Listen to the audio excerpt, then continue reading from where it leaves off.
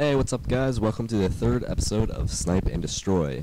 We got a game on Afghan here. Again, a little bit late, but I'm using the intervention because you guys, I've been doing all Barrett play so far. And I'm gonna try and use every sniper except for the M21 because that is an awful gun. But I'll get it with the double 2K, which is what I call the WA2000. I just call it a double 2K because it's quicker, and I don't know, it just sounds better to me, you know. And I'm recording with a different program. I doubt it'll make much of a difference, but like I'm recording my voice with a different program. I doubt it'll make much of a difference, but I kind of want to get a new mic because I realize the mic I have isn't very good quality, and I don't know. I would like a better one, but we'll see what happens with that.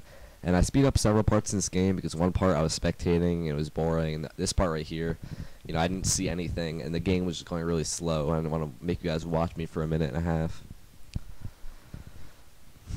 But what I usually do on offense is I rush cliffs, and I'll put a claymore at my back. You'll see where you'll see where I put the claymores next round.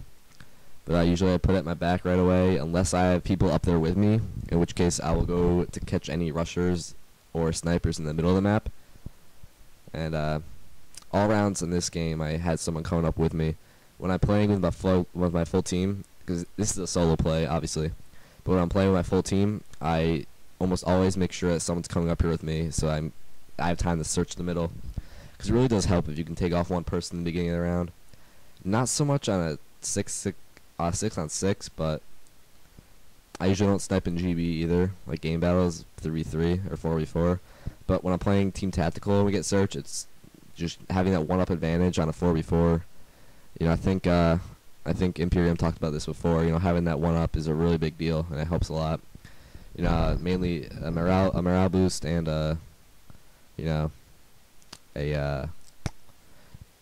advantage manpower-wise. Now this is one of the weirdest rounds I've ever experienced in my life. I got guys on all sides of me, and this is not a cool situation to be in as a sniper, getting stunned and shot at, and being in an area where you're well exposed from all sides. I would bail out one side or out a cliff, but I got a guy in the middle of the map I'm playing, a guy to my left and a guy on my right here, which I take out. But now by this point, the guy in the middle is on my right, and I have a guy on my left too. And I throw out the UAV, and I don't know how fast they're coming at me. Like, they'll move forward and they'll back up, and they'll move forward really slowly and they'll back up again. And I don't want to risk jumping off the cliff in case they see me. And I just miss him really bad with the Ravnica, and I get taken out from both sides. The way that played out, the way the enemies moved about me, it was just really lucky, or unlucky, I guess. And I just couldn't think fast enough into what I should have done was just jump off the cliff. I should have known that I couldn't handle a 2-on-1 in this kind of, or 3-on-1 in this kind of situation. I should have just bailed out, but I didn't, and I paid the price. And that's what happens when you take too long to think. A sniper's got to have a couple things. He's got to have the accuracy. He's got to have eyes. He's got to have a quick mind, quick head. Now, whether I like the intervention or Barrett more, personally, I prefer the Barrett. They're exactly the same gun, except for the fact that they handle a little bit differently, and they fire. A Barrett fires faster than the intervention. The recoil over, the scope settles faster than the intervention cocks, but damage-wise and multiplier-wise, they're the same kind of gun. The M21 with stopping power, even with stopping power, it won't be a one-hit kill unless you hit in the neck or above, and you almost never get a chance for neck shots. So it's really only if you hit them in the head, it'll be a one-hit kill. That's just how the multipliers work out. And here we see me just fixing my screen, because for some reason it's on widescreen still, I think, but when I'm playing, it doesn't. The sides of the screen are cut off. You can tell on the left side, especially because the radar's half gone. Well, not half gone, but 1/8 gone. But you can tell. You can see it in the Illmatic trailer too on some clips. It's just what happens when I use not good quality.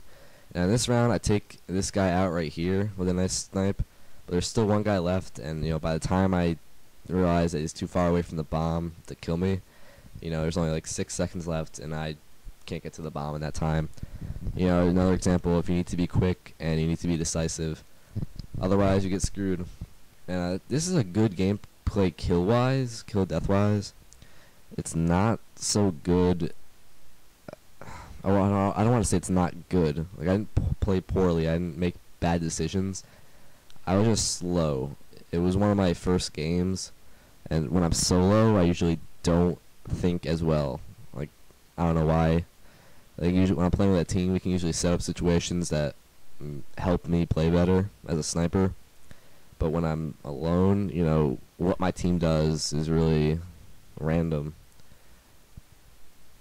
I haven't been talking much about specifically in the game, more like my tactics, but more about like why I died, which I think is bad. I shouldn't be talking about this, but I shouldn't be talking about why I died. I should be talking about why what I'm doing is good. But I guess if you point out your mistakes, then people know what not to do, and if you point out what you did well, people know what to do, but they need to know both. So I guess this isn't all bad that I'm telling you, my mistakes. But I got the Predator missile. I'm gonna save that for next round because, I would put it out at the end of this round if like it was a 1-on-1 or whatever with me left, just to make sure that I win the round. But since I got a couple teammates left, I don't. And there's not a lot of the enemies left, I don't need to waste it. So I'll save it for next round to give us a little, like, manpower advantage. I don't really know what to say in this commentary. I feel like I'm doing really poorly with what I'm telling you guys. But hopefully it doesn't matter too much. The gameplay's pretty good.